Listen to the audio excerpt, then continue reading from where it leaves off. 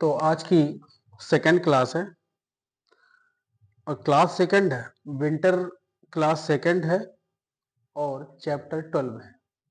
ठीक है, चैप्टर 12 और आज डेट भी 12 है ना, 12/11/25 सेकंड क्लास है ना, विंटर सेकंड क्लास। चैप्टर 12 जो है सीमा और अवकलज, सीमा और अवकलज, ये चैप्टर इंपॉर्टेंट है क्योंकि ये चैप्टर आपको 11 से 12 में मिलेगा और मोस्टली फंक्शन वाला जो चैप्टर है वो आगे की, अगर आप बीएससी इंजीनियरिंग करते कहीं भी जाइए, सबसे ज्यादा वेटेज लगता है चैप्टर सीमा और डेरिवेटिव से बोलते हैं, इसे लिमिट बोलते हैं एंड डेरिवेटिव्स, है ना, ये है ना डेरिवेटिव्स। तो आप ध्यान रखें कि ये चैप्टर इंपॉर्टेंट है। 30 से 40 नंबर का टोटल 12th में कहीं ना कहीं इसका यूज, एप्लीकेशंस यूज करके इस तरह से वो टोटल बनाता है। तो आपको याद रखना होगा इसकी क्वेश्चन, कॉन्सेप्ट, किस तरह से इसको पढ़ना है, सीखना है। डायरेक्ट बेस में सिखाऊंगा आपके बुक से जितना भी मैंने कंक्लूड किया है। शुरू के 1-2 पन्ने में सिर्फ ये बताया गया है कि किस तरह से वैल्यूज के बढ़ने और वैल्यूज के घटने पर कैसे वेरिएशन होता है। जैसे कि एक क्वेश्चन इसमें एग्जाम्पल दिया हुआ है, ये फिजिक्स से रिलेटेड क्वेश्चन दिया हुआ है कि जिसमें समय t दिया है, t बराबर 2 सेकेंड दिया हुआ है और डिस्टेंस का एक समीकरण बना हुआ है s equal to 4.9 t square, ऐसे कुछ डिस्टेंस की समीकरण है जिसमें बोला है कि t इक्वल टू 2 सेकेंड पे निकालना है। तो हमें ये देखना है कि अगर ये डिस्टेंस का लिए टाइम दिया हुआ है तो जैसे जैसे हम टाइम बढ़ाते जाएंगे 1 से 2 या 1, 1.2, 1.3, 1.7, 1.9, 1.99 फिर 2, तो ये जो वेरिएशन देखने को मिलता है ये अग्रेसर करता है उस लिमिट के लिए जो जिस पर हमें वैल्यू फाइंड करनी होती है। तो उसी चैप्टर में पहले हम लोग लिमिट सीखेंगे। लिमिट से पहले फंक्शन सीख लीजिए, फिर मैं शुरू करता हूँ लिमिट को, है ना, फिर डेरिवेटिव सीखेंगे। तो सबसे पहले आप फंक्शन समझ लीजिए। फलन, फंक्शन को इंग्लिश हिंदी में फलन बोलते हैं। फंक्शन समझिए, फंक्शन एक तरीका है, अगर किसी भी वेरिएबल मतलब चर में उसी के सारी रिलेटेड वैल्यू कंक्लूड हो रही हैं। जैसे मैं ये बोल दूं कि अगर x square plus 2x minus 1 लिखा हुआ है तो हमें इतना ना लिखना हो, इसीलिए हमने इसका एक फंक्शन बना दिया x, और उस फंक्शन एफ ऑफ एक्स को डिनोट कर रहा है ये समीकरण। तो ये यह बता रहा है कि फंक्शन ऑफ एक्स यह बता रहा है कि जो भी समीकरण है उसमें जो कंटेन वेरिएबल है, जो कंटेन है, वो टोटल एक्स का फंक्शन है और वो कितना बड़ा हो सकता है वो ये दिया हुआ है। ऐसा नहीं कि एफ ही वैसा, आप जी से यूज कर सकते हैं, जी ऑफ एक्स या फिर एच ऑफ टी। इसका मतलब ये हो जाएगा कि अब जो हमारा जो समीकरण लिखा होगा, जिस तरह का बहुपद होगा, पॉलिनोमियल होगा, कुछ भी है, वो ट्रिग्नोमेट्रिक फंक्शन हो सकता है, वो अलजेब्रा हो सकता है, बीजगणित हो सकता है, कुछ भी। तो उसमें कंटेंट क्या रहा है, जैसे अब मैं मान लो यहाँ पर लिख दिया फंक्शन ऑफ यू लिख दो, इसका मतलब ये है कि अब जो समीकरण लिखा हो सकता है वहां पर 2u² लिखा हो, या फिर यहाँ पर लिखा हुआ है t तो यहाँ पर हो सकता है sin t लिखा हो। तो ये डिनोट करता है कि फंक्शन h का है। अब नाम सेम तो रख नहीं सकते थे, यहाँ f ले लिया, यहाँ g, यहाँ h ले लिया, आप कुछ भी ले सकते हैं। तो ऐसा नहीं है, ऑथेंटिक है कि अगर आप एक ही फंक्शन वहां लिखने के लिए है तो आप f ऑफ x ही लीजिए। ठीक है, तो इस तरह से ये वैल्यूज फंक्शन की बनाई जाती है। तो फंक्शन आपको पता होना चाहिए कि फंक्शन बनाने के लिए हमें ये लिखना होता है कि जो भी, अब मान लो दो चर होते तो फिर ये फंक्शन नहीं बन पाता। एक चर के लिए मतलब अगर उस पूरे कंटेंट को डिनोट करना है, पूरे समुच्चय को बताना है, तो हम फंक्शन लेकर के ये बता देते हैं, जैसे हमने कह दिया फंक्शन ऑफ एक्स। आप समझ गए कि अब जो भी लिखा जाएगा उसमें एक्स के अलावा कुछ नहीं है, या फिर वहां पर चर जो है वो एक्स है, वेरिएबल जो है एक्स है, ये समझना है, ठीक है ना। बाकी आप लिख सकते हैं, लिखते रहिए जो भी आपको समझ में आए, तो उस तरह से आप एग्जाम्पल लिख सकते हैं। मैंने फंक्शन बताने की कोशिश की है कि आप समझिए कि फंक्शन क्या होता है। लिमिट, सीमा, फलन के बारे में मैंने कुछ बताया, एफ ऑफ एक्स, और एफ ऑफ एक्स को हमने लिख दिया है एक्स स्क्वायर प्लस एक्स, ऐसे करके लिख दिया है कुछ भी। अब मैं आता हूं सीमा पर।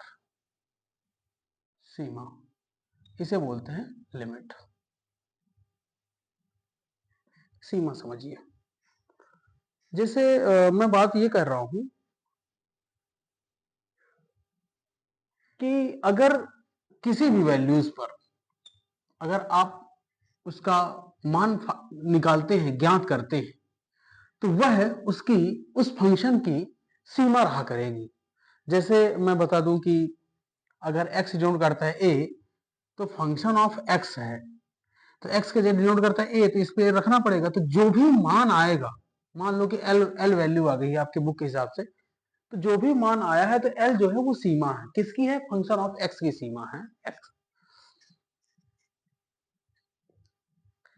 अगर हमने x डिनोट कर दिया है a, f of x function हो गया, l आया है, तो यहां पर हम लिख सकते हैं, यहाँ पे लिख ही देता हूं, कब l l l को फलन, तब l l को फलन f ऑफ x की सीमा कहा जाता है। और इसे डिनोट कैसे किया जाएगा, इसे डिनोट किया जाएगा, ये इसकी, इसी के नीचे मैं यहां पे लिख दे रहा हूं, limit x tends to a, अग्रेसर है a, इसे पढ़ा जाता है अग्रेसर है a, लिखाएंगे सारी चीजें, अभी धीरे धीरे शुरू हो रहा है। Limit x tends to a, x denote करता है a, और फंक्शन ऑफ x। तो अगर ऐसा है तो इस फंक्शन ऑफ x में जो भी मान रखेंगे, और वो मान रखेंगे x बराबर a, तो जो भी मान आएगा वो होगा l। तो ये है सीमा। मतलब अगर हमने इसमें a स्क्वायर प्लस a लिख दिया, तो ये जो मान आया वो हो जाता है, जैसे अगर क्वेश्चन ये बोलते हैं एफ ऑफ एक्स बराबर ये है, तो हमें लिखना पड़ेगा लिमिट एक्स डिनोट करता है a, function of x, limit x denote करता है a, x square plus x. तो जैसे डिनोट किया a, तो हम इसकी जगह लिख देंगे a square plus a, that is the answer. तो ये हो गया सीमा, l की वैल्यू है a स्क्वायर प्लस a। ठीक है, तो इस तरह से ये एग्जांपल मैंने यहाँ पर सेट कराया। तो अभी आप यहाँ तक लिखिए, नोट कर लीजिए।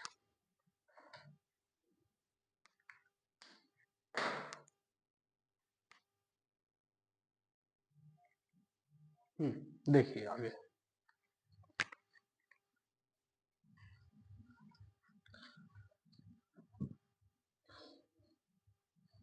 हाँ जी हाँ, ये विंटर क्लास है ना।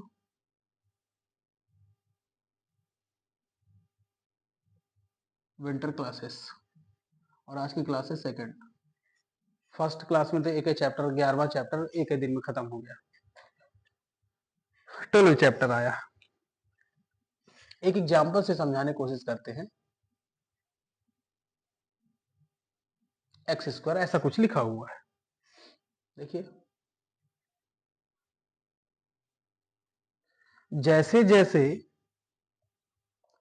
एक्स को, जैसे जैसे एक्स को शून्य के अधिक निकट मान देते हैं, देते हैं एफ ऑफ एक्स का मान भी शून्य की ओर अग्रसर होता जाता है। फिर एग्जाम्पल करेंगे, होता जाता है। तो हम क्या कह सकते हैं? हम कह सकते हैं हम कह सकते हैं limit x tends to zero, x अग्रसर है जीरो, फंक्शन ऑफ x। अब जैसे जैसे x जीरो से निकट जा रहा है, जीरो के पास जा रहा है, जीरो के पास जा रहा है, इसका मतलब ये हुआ कि x डिनोट करता है जीरो की तरफ, तो फंक्शन ऑफ x भी जीरो की तरफ जाएगा, तो इक्वल टू हो जाएगा जीरो। तो जीरो क्या है? उसकी सीमा है, जीरो है। इसे फंक्शन ऑफ x सीमा शून्य है।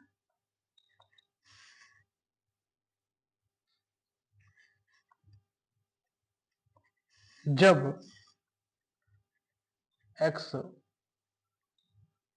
शून्य की ओर अग्रसर होता है, अर्थात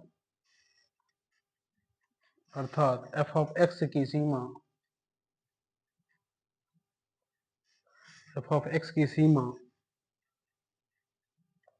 जब x शून्य की ओर जब x शून्य की ओर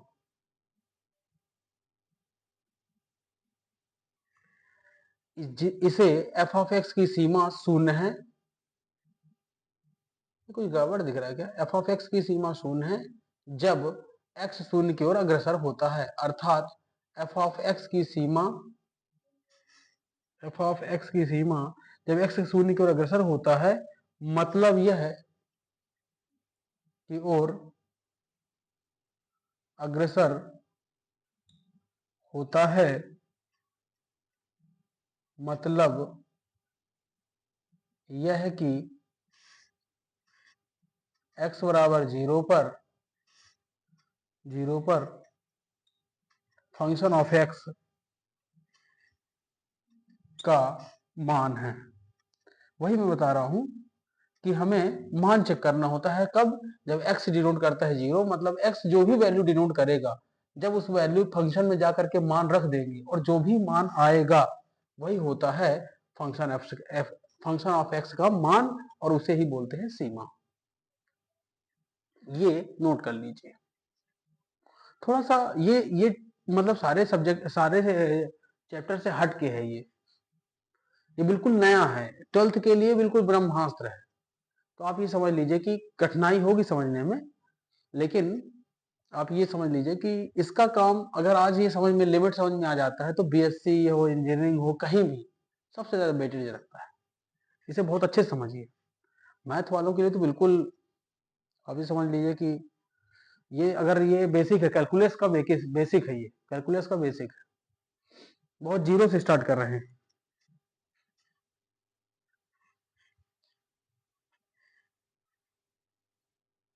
आप लोग लिखते रहिए, कोई दिक्कत नहीं।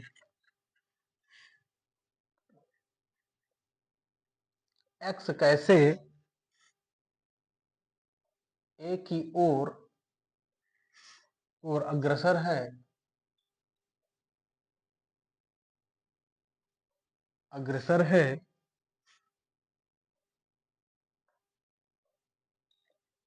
इसके लिए या तो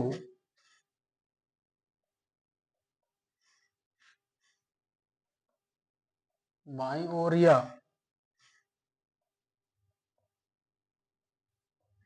दाईं ओर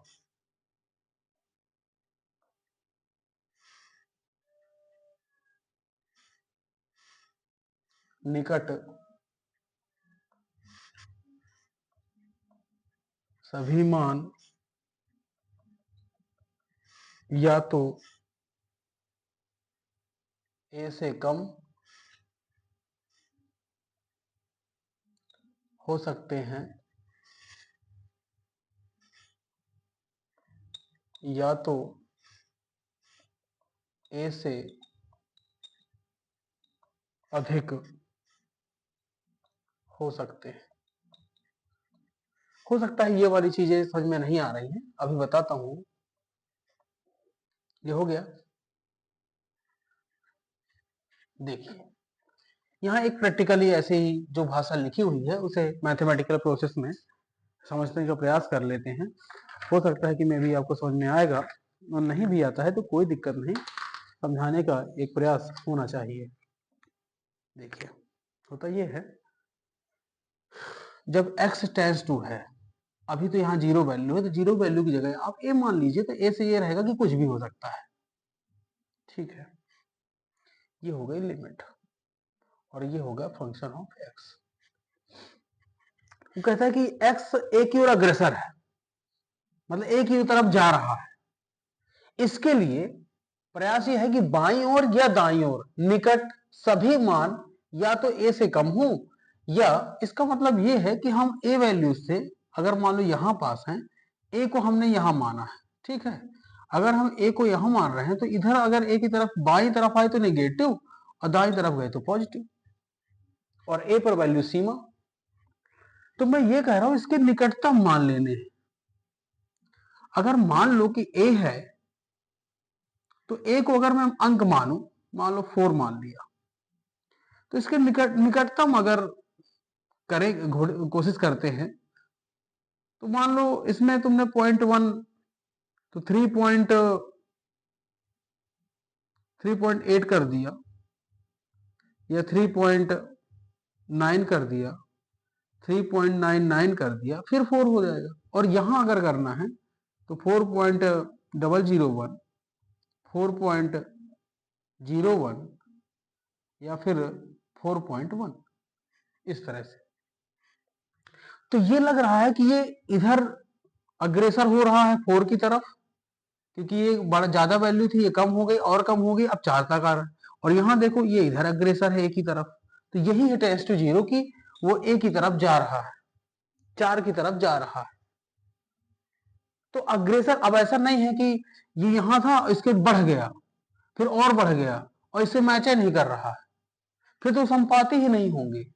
जैसे यहाँ था, ये यहाँ आए तो यहाँ 4.1 था, यहाँ 4.5 हो जाए, तो आपको समझ में आ रहा है कि 4.5 हो रहा तो ये इधर है, तो कैसे, तो ये फिर संपाती नहीं होगा। संपाती होने का मतलब अग्रेसर इधर से भी, अग्रेसर इधर से भी। अगर एक दोनों तरफ से अग्रेसर संपाती होते हैं तो वो अस्तित्व है, उसकी सीमा आएगी, उसकी वैल्यू आएगी, नहीं तो अस्तित्वहीन हो जाता है। आगे लिखाएंगे तो समझ में आएगा। तो आपको समझना चाहिए कि अग्रेसर का मतलब यह है इधर से भी जाना और इधर से भी आना। एक निश्चित डिस्टेंस पर निकटतम मान अगर आ रहा है उस वैल्यू पर, तो ये अभी करें एक आध दृष्टांत दृष्टांत उसमें दिया हुआ है, तो देखेंगे, इलुस्ट्रेशन बोलते हैं उसे। तो ये अग्रेसर का मतलब मैंने समझाने कर बताया। तो इसकी दो सीमाएं होती हैं, जो अग्रेसर है बाईं और दाईं तरफ का, यहां लिखेंगे अर्थात अर्थात दो सीमाएं, दो सीमाएं। ए नंबर पे बाएं पक्ष की सीमा और बी नंबर पे दाएं पक्ष की सीमा। यहां पर x tends to a negative पे जाता है, x tends to a positive पे जाता है। भाई ये दाएं तरफ है तो पॉजिटिव, बाएं तरफ है तो नेगेटिव। इसको भी नोट डाउन कर दीजिए।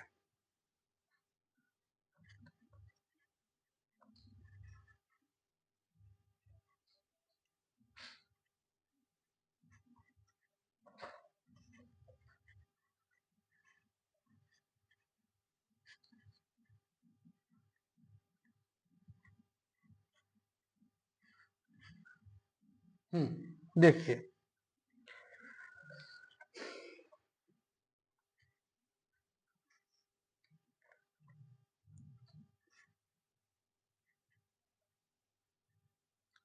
फलन f के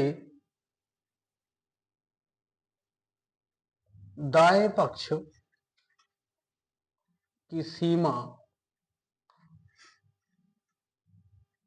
f ऑफ x का मान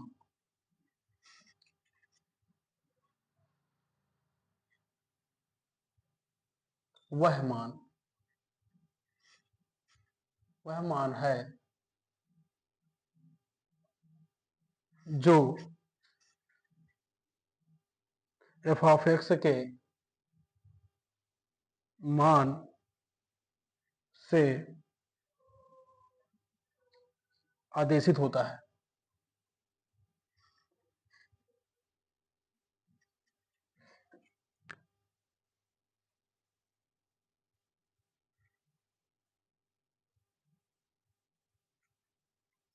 मान से आदेशित होता है, आदेशित होता है जब x a के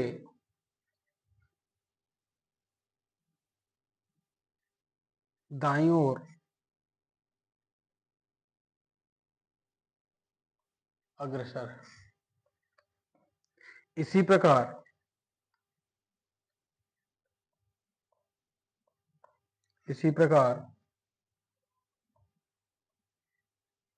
बाएं पक्ष की, आप लोग तो इसे मेरे बोलने बोलते में शायद लिख लेते होंगे, बाएं पक्ष की सीमा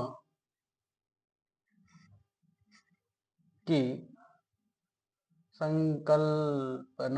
संकल्पना को ही कॉन्सेप्ट बोलते हैं। संकल्पना है ना।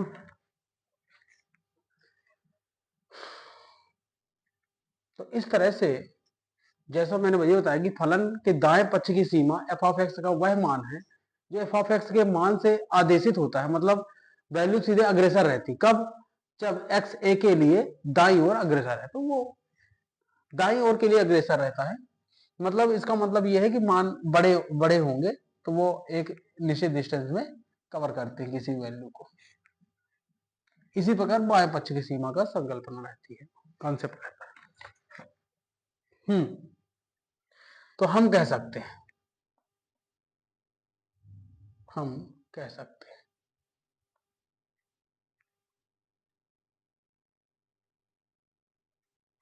कह सकते हैं क्या लिमिट, ये सारांश है, आपकी बुक में भी दिया हुआ है, सारांश है। x tends to minus a f of x comma x बराबर a पर f ऑफ x का अपेक्षित, एक्सपेक्टेड बोलते हैं, अपेक्षित मान है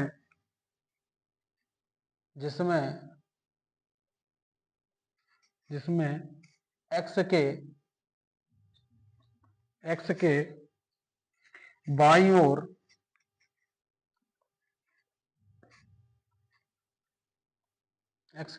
ओर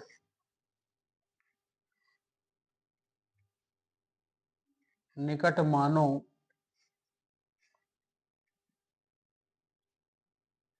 के लिए f ऑफ x को मान दिए हैं, निकट मानों के लिए f ऑफ x के मान दिए हैं। इस मान को a पर f ऑफ x की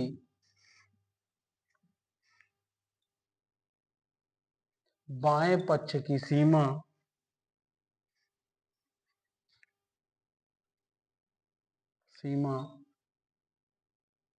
कहते हैं। पक्ष की बाएं पक्ष की सीमा कहते हैं।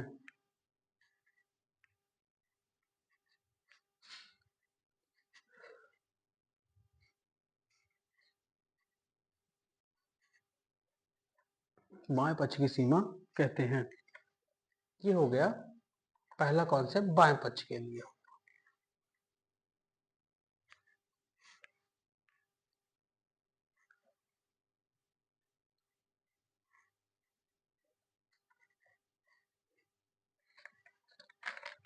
दूसरा इसी में कॉन्सेप्ट है, ये पहला कॉन्सेप्ट चाहे स्टार मार्क कर लिए, एक इंपॉर्टेंट पॉइंट ऊपर। अब पॉजिटिव वाला है, x tends to a positive f of x, x बराबर a पर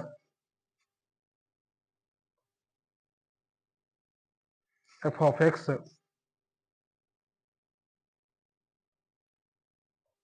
अपेक्षित मान, एक्सपेक्टेड मान,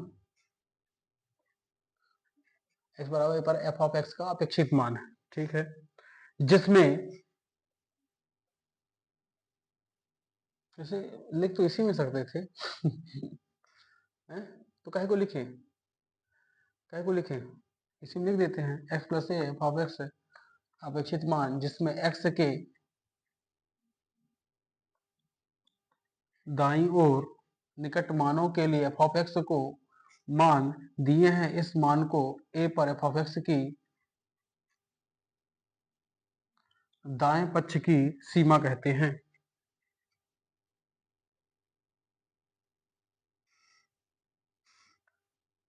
दाएं पक्ष की सीमा कहते हैं। इसी को जो लिखना था दूसरा पॉइंट मैंने इसी में कर दिया है, चेंज कर दिया, तो प्लस करना था और जो बाएं थे वहां दाएं कर दिया है, बस बाकी सेम भाषा है, सेम क्वेश्चन। ये मेरा बहुत तेजी लिख जाता है I am fast fast man, mind game किया करिए सर, बार बार लिखने से क्या। तीसरा पॉइंट, ये दूसरा हो गया, इससे पहले पहला इसी में मैंने सुधार दिया, ये दूसरा हो गया, अब ये तीसरा। यदि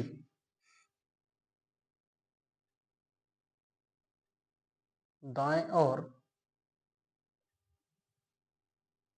बाएं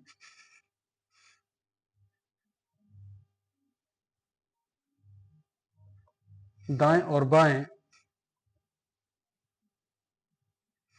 पक्ष की सीमाएं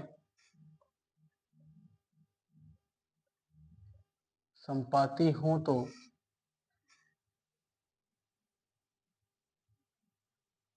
हम इस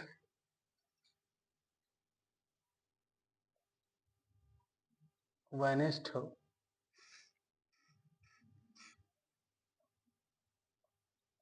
मान को x बराबर a पर f ऑफ x की सीमा कहते हैं। ऐसा है ये दाएं और बाएं पक्ष की सीमाएं संपाती हों तो हम इस उभयनिष्ठ मान को x बराबर 1 पर f ऑफ x की सीमा कहते हैं, वही मैंने जो बताया था और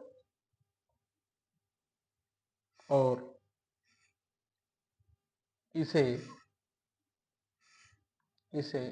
limit x tends to a f of x से निरूपित करते हैं।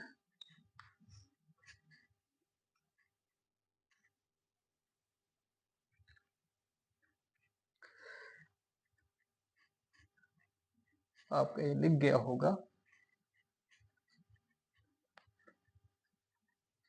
नाइट में वीडियो रिकॉर्ड किया जा रहा है इसलिए हो सकता है विजिबिलिटी थोड़ा कम हो, कोई बात नहीं, भेज रहा हूं, यही बहुत है। कॉन्सेप्ट चल रहे हैं इसलिए हो सकता है कि आपको समझ में नहीं आ रहा हो, फिर भी आप समझने की कोशिश करते चलिए, ये आपके ऑब्जेक्टिव में कहीं भी पूछ सकता है ना। दाएं और बाएं की सीमाएं अगर संपाती हैं तो वेरिएस्ट मान x बराबर एफ ऑफ एक्स की सीमा होती है। खाली स्थान यहाँ आ सकता है या फिर ऐसा पूछ सकता है, खाली स्थान संपाति पे हो सकता है। यदि दाएं और बाएं पक्ष की सीमाएं संपाति नहीं है, नहीं हो तो यह कहा जाता है कि x बराबर 1 पर एफ ऑफ एक्स की सीमा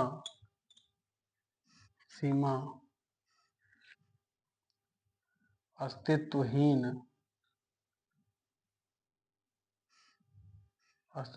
है, अस्तित्वहीन है।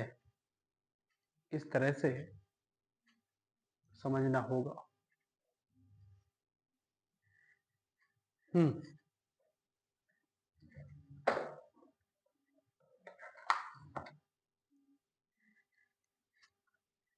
तो जैसे इसमें संपाति वाली कंडीशन हो, इसका तो नहीं बता सकता, बता भी सकता हूँ, कोई दिक्कत नहीं है। तो संपाति वाली कंडीशन को अगर मुझे समझाना हो आपको कि किस तरह से उसकी लिमिट दोनों कोलैप्स हो जाएंगी, तो अगर मैं लिखूं limit x tends to minus a f of x, तो जो भी वैल्यू आई होगी वो limit x tends to plus a f of x, इसकी जो भी वैल्यू आई होगी limit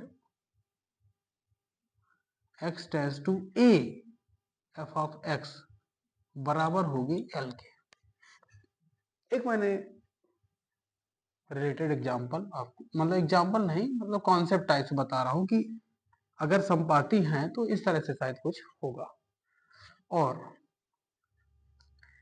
x tends to minus f of x है, जिसकी वैल्यू आई है कुछ l मान लेते हैं, L1 कर लीजिए, और limit s tends to f of x है, इसकी वैल्यू है L2। ये आपस में इक्वल नहीं है, अर्थात अस्तित्व में नहीं है, L1 not equal to L2। तो ये हो जाता है अस्तित्वहीन के लिए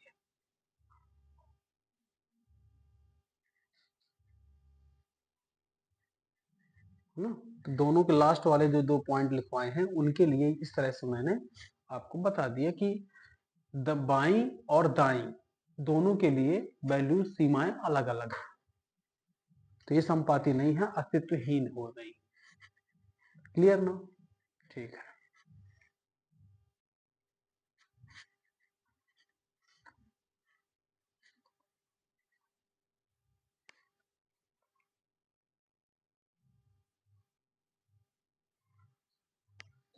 देखिए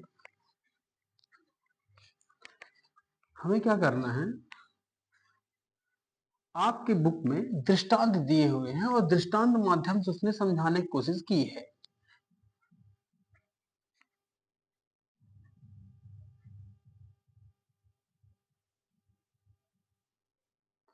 इलुस्ट्रेशन बोलते हैं, प्रैक्टिकल टाइप से, कि अब देखते हैं कि सही सही में होता है ऐसा कि नहीं होता, इस तरह से दृष्टांत। तो पहले क्वेश्चन में फंक्शन दिया हुआ है, फंक्शन ऑफ x प्लस 10, और जहां पर x डिनोट करता है 5, x बराबर 5, x बराबर 5, इतना क्वेश्चन ने दिया हुआ है। तो हमें ये चेक करना है कि क्या ये अग्रेसर है। उस सीमा के लिए जो वैल्यू उसने दे के रखी हुई है, फलन x बराबर 5 पर फलन की सीमा ज्ञात करना है हमें, तो उसके लिए हमें प्रैक्टिकल करने होंगे।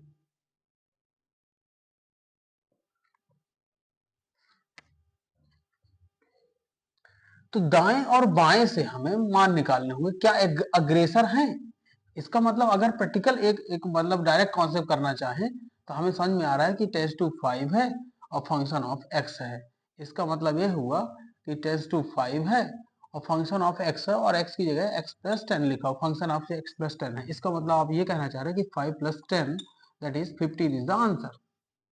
ठीक बात है। तो यही चेक करना है दाएं और बाएं तरफ से। x → 5 डिग्री माइनस के लिए x+10 और इसी तरह से लिमिट x+5 पॉजिटिव के लिए x+10,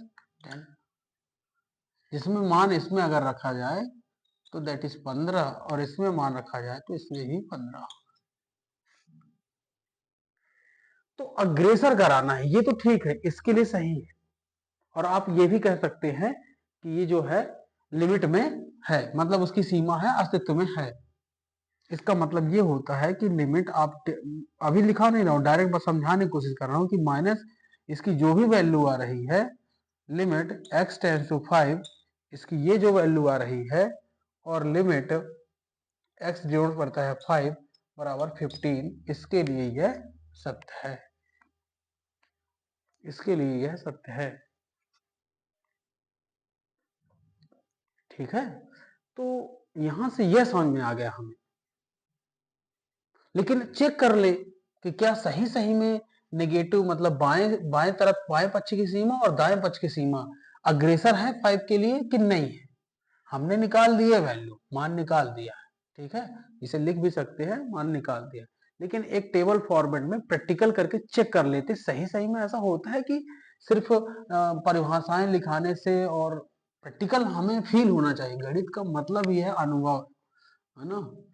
तो जैसे अगर मैं यहाँ पर एक टेबल बनाऊं जैसा कि बुक में भी बनी हुई है और x के मान यहाँ रखते हैं। ठीक है,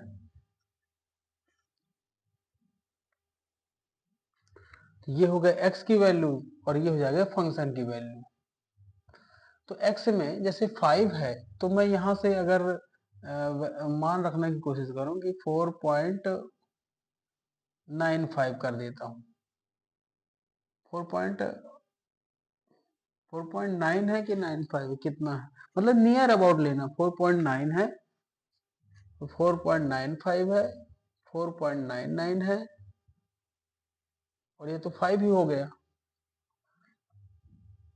5001 01 और 5.1 इस तरह से है शायद कुछ वैल्यू, है ना, इसके नियर अबाउट। अच्छा ये 5 वाली तो ठीक है, 5 वाली तो हमें पता रहेगी ना ऑलरेडी, है ना, तो इसको छोड़ दीजिए।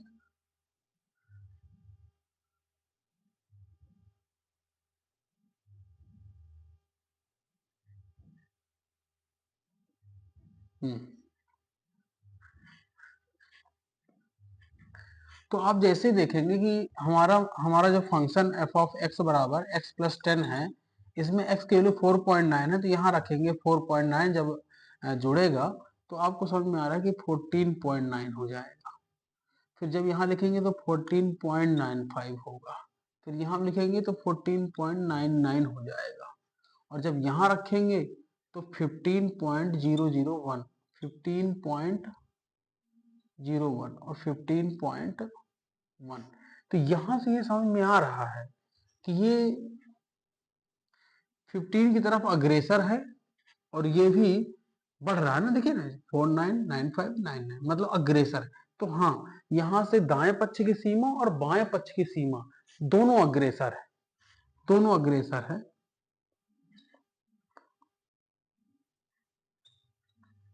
दोनों पक्ष की सीमा अग्रेसर है। तो हम इस निष्कर्ष पे निकल आए हैं कि limit x → 5 negative f of x equal to 15 है और लिमिट x → 5 पॉजिटिव, यहाँ नेगेटिव था यहाँ पॉजिटिव है ना, ये नेगेटिव है, positive f of x equal to 15 है और limit x tends to 5 f of x equal to 15 है। तो जब ये सारे आपस में बराबर हो रहे हैं मतलब इसको ये इक्वल कर रहे हैं, ऐसा।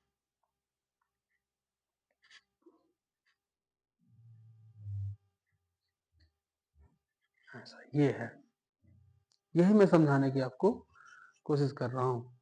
यह संभाव्य है कि फंक्शन बाएं पक्ष की सीमा और दाएं पक्ष की सीमा दोनों 15 के बराबर हैं, दोनों 15 के बराबर है।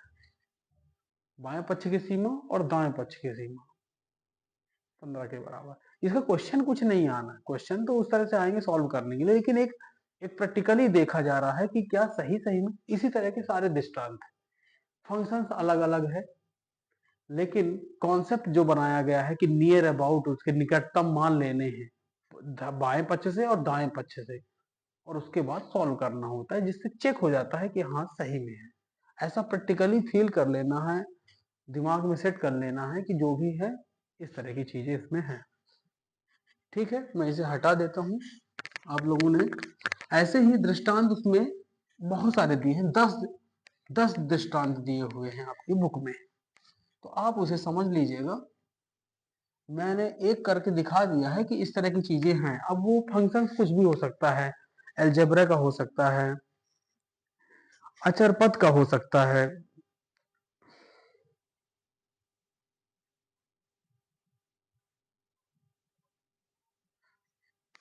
इसमें जो डिस्कशन करने वाले हैं उनको मैं देख करके डिस्कशन कर देता हूं, ताकि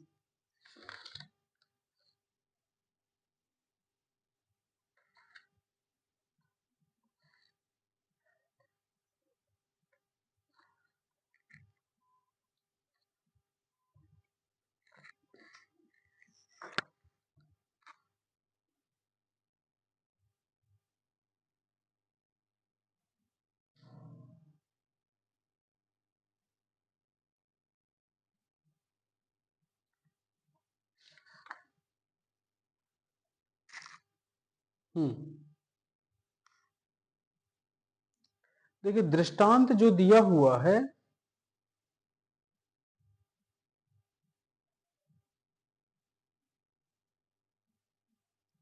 दृष्टांत नंबर 9, एक ये हो गया, और दृष्टांत नंबर 5। तो मैं पहले दृष्टांत नंबर 5 को बता देता हूं, समझ लेना है बस, हो गया।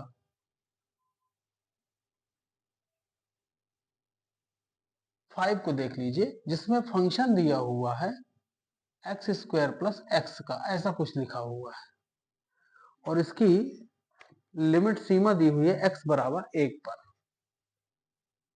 आप अगर डायरेक्ट रखना चाहें लिमिट एक्स, मतलब चेक तो करना होता है।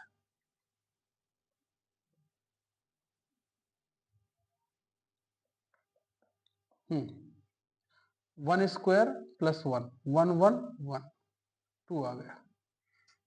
यहां से तो पता चल गया आपको कि आंसर 2 है। ठीक है, अब अग्रेसर करके चेक करना है कि किस तरह से ये कॉन्सेप्ट बनेंगे। तो सबसे पहले तो आपको मान लेने पड़ेंगे, एक वाले के लिए निकटतम अगर मान लेने की कोशिश करेंगे तो 0.9 लेना होगा, 0.95 ले लो, 0.99 ले लो। ये हो गए बाएं तरफ वाले। दाएं तरफ वाले लेने होंगे मान तो 0.001, 0.01 और 0.1, जिस तरह से लिए थे अभी पिछली बार। अब इसमें मान रखना शुरू करेंगे, तो 9 का स्क्वायर करेंगे, 9 9 81, 0.81 हो जाएगा, 0.81 हो जाएगा, और 0.91। तो जोड़ेंगे अगर 0 9 8 7 17, 1.07, 1.70 हो जाएगा।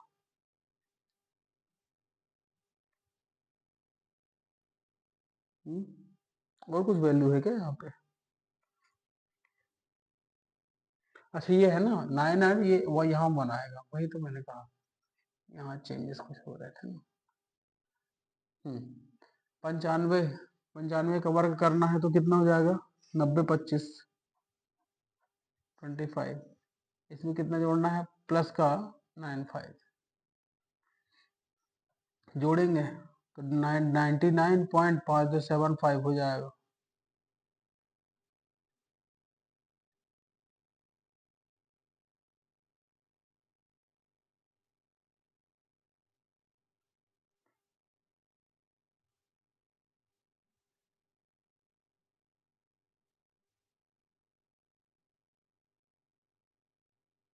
वर्क करने में कुछ गलती हो रही है क्या?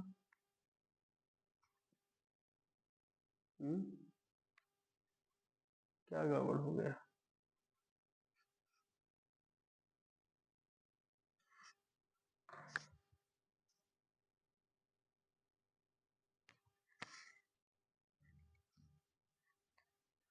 अच्छा, बुक में मान मान चेंज लिया ना, ये गलत, यहाँ पे गलत लिख दिया ना, 0.95 ऐसा होगा। अब ठीक है ना, तो वो 4 अंक पे जाएगा, 90-25 हो जाएगा। ठीक है, तो ये जोड़ेंगे तो कितना हो जाएगा? 025 तो यहाँ सीधा आ जाएगा, 9 5 14 4, हासिल 1, 9 1 10, 9 1 10 नहीं, पॉइंट में है ना, 0.95, तो 95 में कितना? 5 हो जाएगा, 2 हो जाएगा, 5 हो जाएगा, 9 9 18, 1.8525। फिर 99 पे चलेंगे, तो 99 का स्क्वायर करना है, तो ये हो जाएगा 9801, 4 पे गया, और इसी में 0.99 जोड़ देना। 9 8 तक से हासिल 1, 9 9 18, 1 19, तो इस तरह से ये 1.9701, देखो ये इधर की तरफ अग्रेसर हो रहा है। ऐसे ही इसमें भी कर देंगे, 0.001 है, स्क्वायर करना है, तो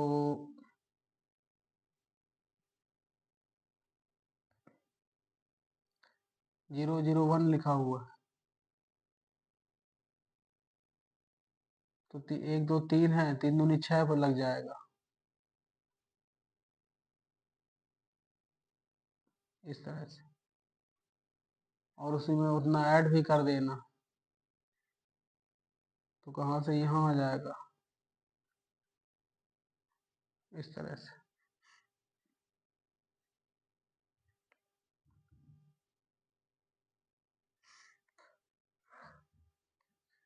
इसमें कुछ गड़बड़ जा रही, वैल्यूज क्या गलत रख गई है ना। अच्छा, ये एक से ज्यादा लेना है ना, ये यहाँ 1 है, वही मैं कह रहा हूँ क्या गलती हो रही ना फालतू।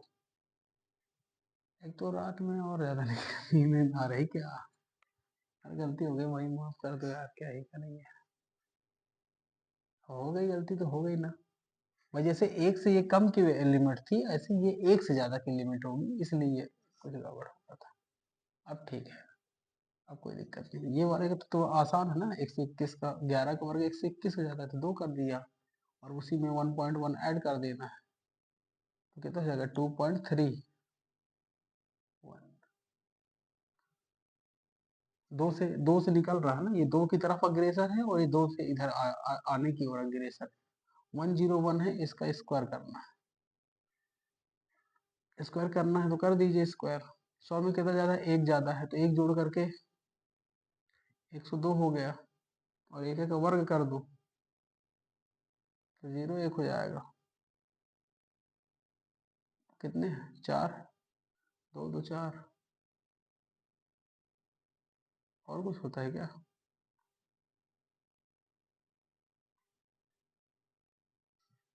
अरे सीधी सी यार ना, 101 का मल्टीप्लाई करो, जब जब जब जानो तो शुद्ध बुद्धि लगाओ।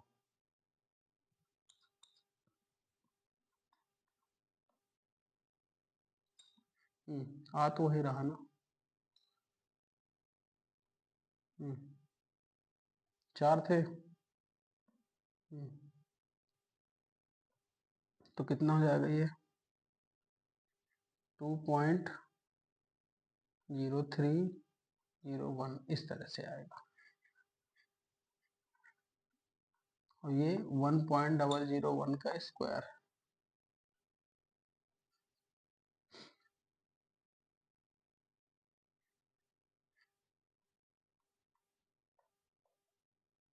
हम्म हम्म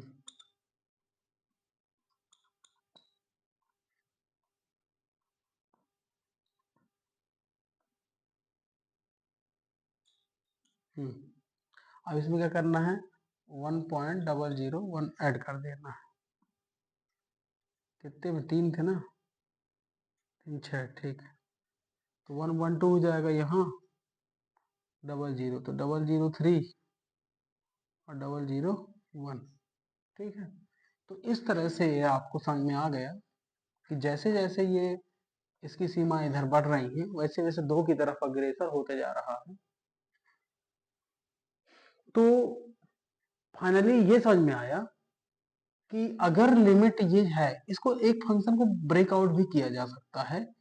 किस तरह से, x कॉमन लेकर के x+1 भी किया जा सकता है, x+1 भी किया जा सकता है। ऐसे तो बुक में भी दिया हुआ है ना, बुक में भी दिया हुआ है। अगर लिमिट डायरेक्ट कोई रखना चाहे तब की बात है कि वो कितने तरीके से उसमें वैल्यू पुटअप कर सकते हैं। एक्स स्क्वायर पे डायरेक्ट रखा जा सकता है, एक्स पे रखा जा सकता है, जैसा मैंने यहाँ निकाला है एक्स कॉमन लेकर के x+1 पे रखा जा सकता है। तो इस पर यह है कि हाँ, फंक्शन इसको 2 को वेरीफाई करता है, फंक्शन 2 को वेरीफाई करता है। लिमिट अगर रखेंगे 1 माइनस पे फंक्शन ऑफ है, तो जो भी मान होगा एक्स स्क्वायर प्लस एक्स पे, तो 1 और 1 2 हो जाता है। ऐसे ही केस प्लस के लिए, ऐसे ही केस 1 के लिए। सिर्फ समझाने की बातें हैं और कुछ नहीं है। ये वैसे भी यहाँ कुछ बचा ही नहीं, यहाँ कुछ समझाने के लिए नहीं है, जो है कॉन्सेप्ट है। अब वो कॉन्सेप्ट आपको अब आगे ध्यान रखने होंगे, यहाँ से इंपॉर्टेंट चीजें लिखेंगे।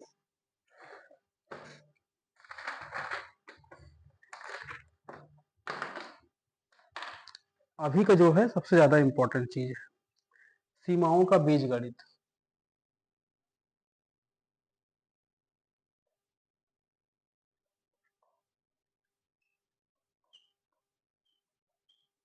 सीमाओं का बीजगणित। अब इससे पहले वाला लिख भी सकते हैं, लिखना हो लिखिए, नहीं लिखना हो नहीं लिखिए, क्या ही ना। लेकिन ये जरूर लिखिए और इसको याद भी रखना होगा।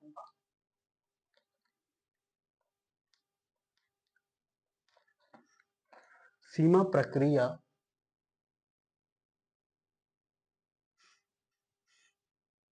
योग, योग मतलब जोड़, व्यवकलन, व्यवकलन मतलब घटाना, गुणा और भाग का पालन करती है, जब तक कि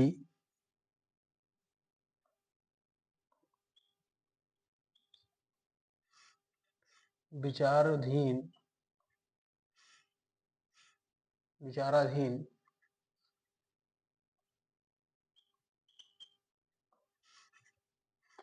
विचाराधीन फलन फलन और सीमाएं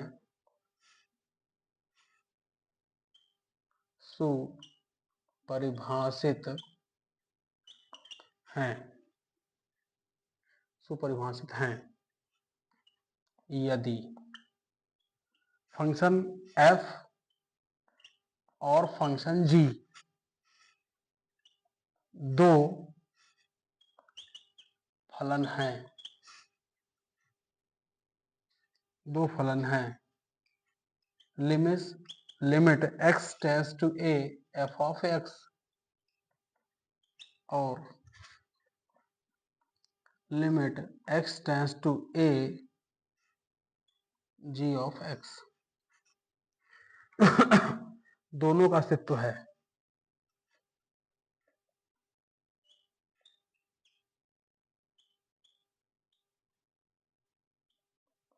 दोनों का अस्तित्व है, तब चेक कर लेते हैं कि क्या क्या इंटर होंगे।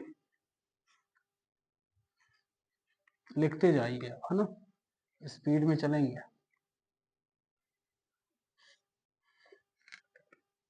पहला नियम बहुत अच्छे से याद रखना, फिर मैं इसी में बदलता रहूंगा। दो फलनों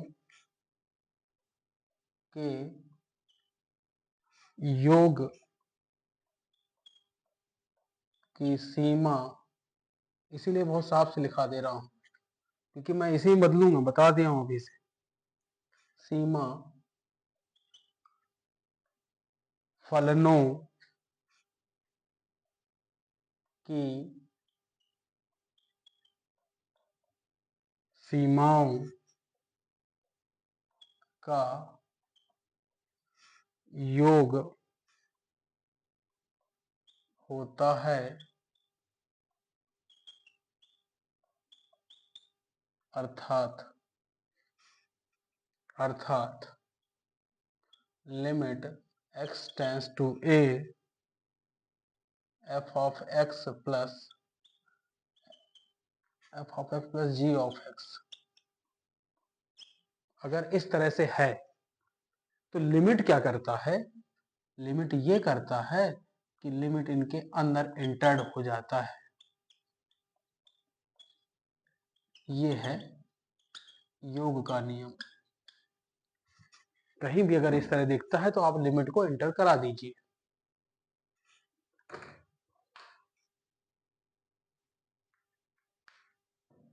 कहीं भी अगर आपको दिखता है तो आप अंदर एंटर करा दीजिए।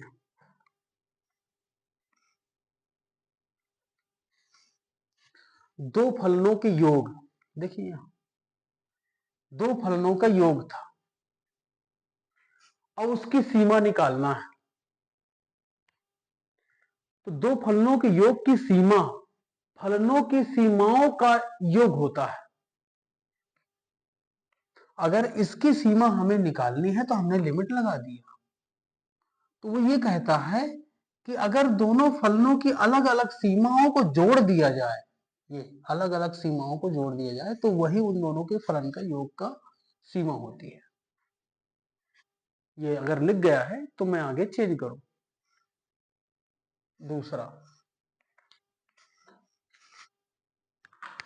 दूसरा बिंदु, दो फलनों के अंतर की सीमा फलनों की सीमाओं का अंतर होता है, अर्थात लिमिट टेंड्स टू a, यहां लगाया माइनस, यहां भी हो जाएगा माइनस। कहा था ना कि चेंज करते जाऊंगा। जो चेंज दिख रहा है वैसे ही मैंने वहां पे दूसरे मार्कर से लिखा है। चलिए अगला, आप लोग वीडियो रोक करके लिखेंगे तभी लिख पाएंगे। दो फलनों के गुणन की सीमा फलनों की सीमाओं का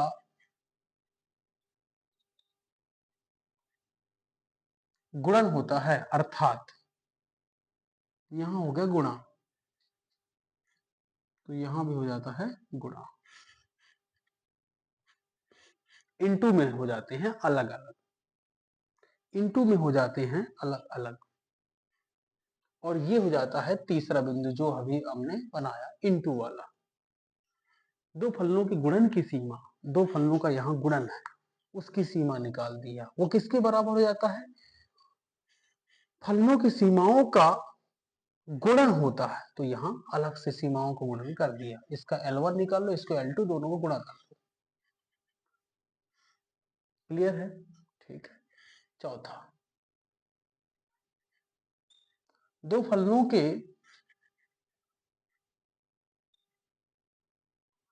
भागफल की सीमा फलनों की सीमाओं का भागफल होता है,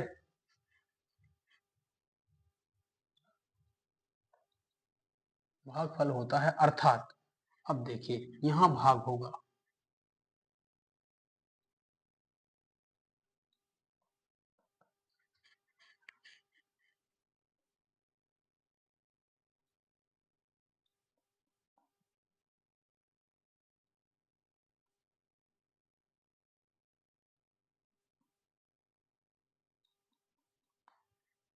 जी ऑफ एक्स।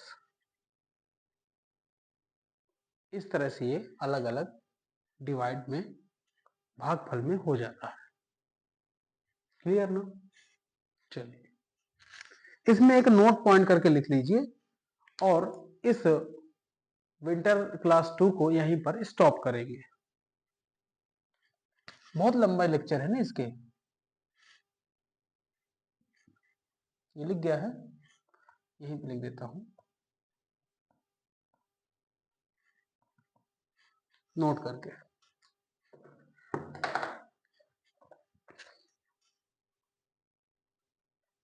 जब g ऑफ x एक ऐसा अचर फलन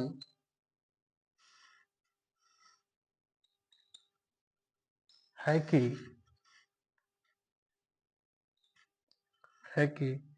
किसी वास्तविक संख्या लैम्डा के लिए g ऑफ x बराबर लैम्डा।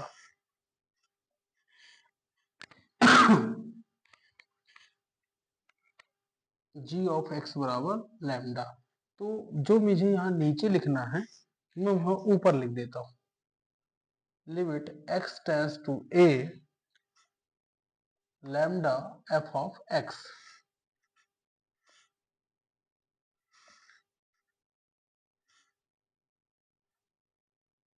तो ये हो जाएगा, जो अचर रहता ना वो बाहर, लिमिट अंदर इंटर हो जाती है f ऑफ x। तो 5 कॉन्सेप्ट हो गए, 4 तो पहले ही थे। पांचवा ये है कि अगर कोई अचर पद है किसी के साथ गुणे में, फंक्शन के साथ, तो फंक्शन में इंटर लिमिट हो जाती है और वो अचर पद बाहर हो जाता है। इसका मतलब ये है कि हमेशा अंक को बाहर करना होगा। ये अच्छे से, ये लास्ट वाला सबसे इंपॉर्टेंट है नोट में जो लिखा है। तो आज की क्लास को यहीं पे विराम करेंगे। आप लोग चैप्टर 11 के सारे क्वेश्चन कर लो, कोई भी डाउट आता है कमेंट कर दो, मे बी कि मैं बता दूंगा। ठीक है, तो आज की क्लास यहीं पर ओके। मिलते हैं, सी यू सून,